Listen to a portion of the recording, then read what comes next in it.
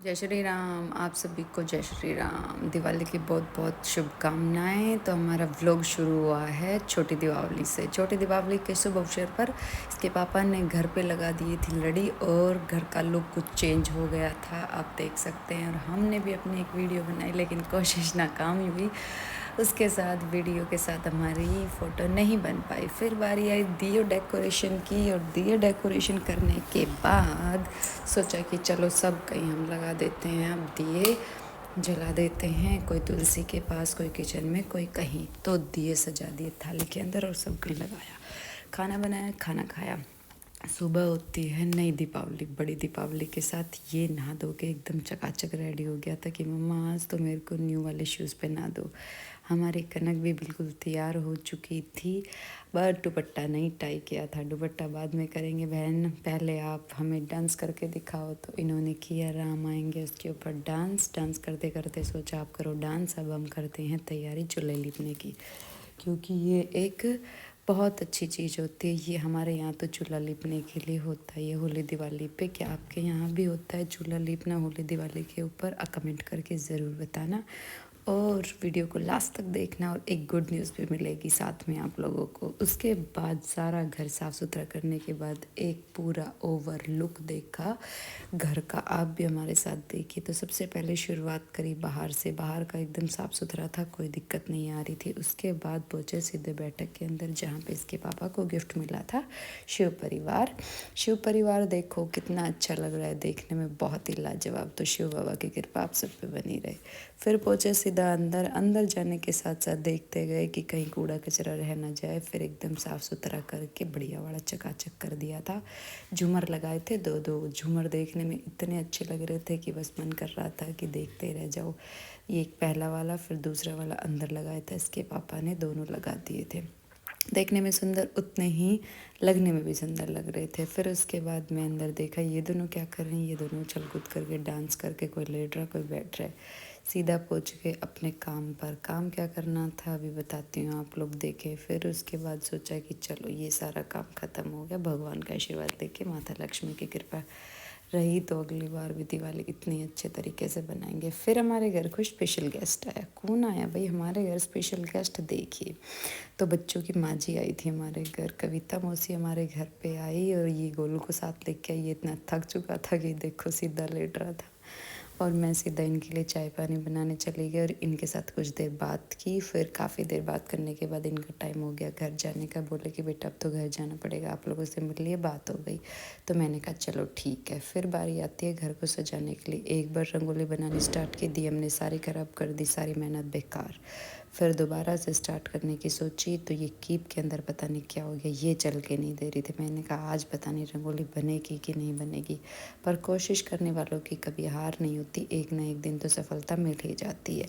सारा काम करने के बाद सारी सोचा कि चलो दूसरा डिज़ाइन बनाते हैं। फिर दूसरा डिज़ाइन बनाने के लग गए। उसके बाद अच्छे से ये बनाई और दूसरी वाली भी स्टार्ट करके एकदम अच्छी सी बना डाली।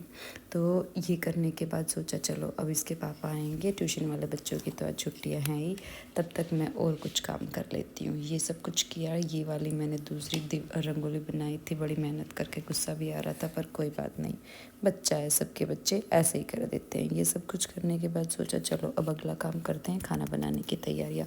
उससे पहले सोचा चलो माला बनाते हैं, क्योंकि माला भी ज़रूरी होती है दिवाली के ऊपर। फिर माला बनाई डेकोरेशन के लिए, एक मंदिर के लिए, दो तीन बाहर के लिए। फिर सारा सजाया घर अच्छे से। इसके पापा आए, इसके पापा ने बची हुई लाइटिंग और लगाई घर के अंदर, दिखने में बड़ी अच्छी लग रही थी, बहुत ही शानदार और बहुत ही सुंदर। फिर ट्यूशन वाले कुछ बच्चे आए थे हमारे घर पे खेलने के लिए। इसके पापा ने फिर क्या किया, गन उठाए, दो दो गन लाए थे और उनके अंदर मिसाइल डाल के उड़ा डाला। देखने में बड़ा गजब लग रहा था, आधे डर गए आधे बच गए। उसके बाद मैं लग गई अपनी ड्यूटी के ऊपर। किसकी ड्यूटी? पकौड़ों की ड्यूटी, और उसके बाद खाने पीने की ड्यूटी। सारा काम करने के बाद मेरी हालत कुछ ऐसी हो गई थी, मैंने कहा चलो भाई अब कपड़े चेंज कर ले। नहीं नहीं नहीं, कपड़े चेंज करने से पहले बाहर का डेकोरेशन दिखाते हैं आपको। ये देखो बाहर लाइटिंग वाइटिंग लगा दी थी इसके पापा ने, ग्रीन कलर की पेड़ों पे और पिंक कलर की ऊपर।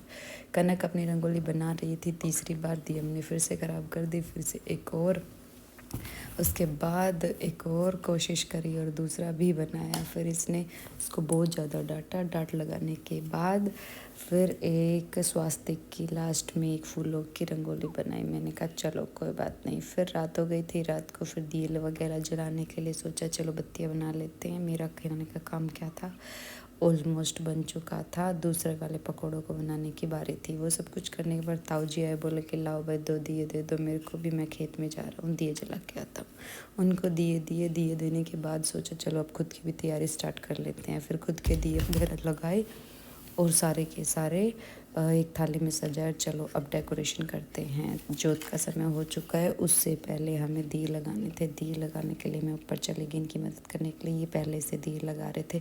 फिर नीचे आके भगवान जी की प्रार्थना करी, माता रानी से आशीर्वाद लिया। इन्होंने देखो कनकी ने साड़ी पहनी थी, मैंने लहंगा और पीलिया ओढ़ा था।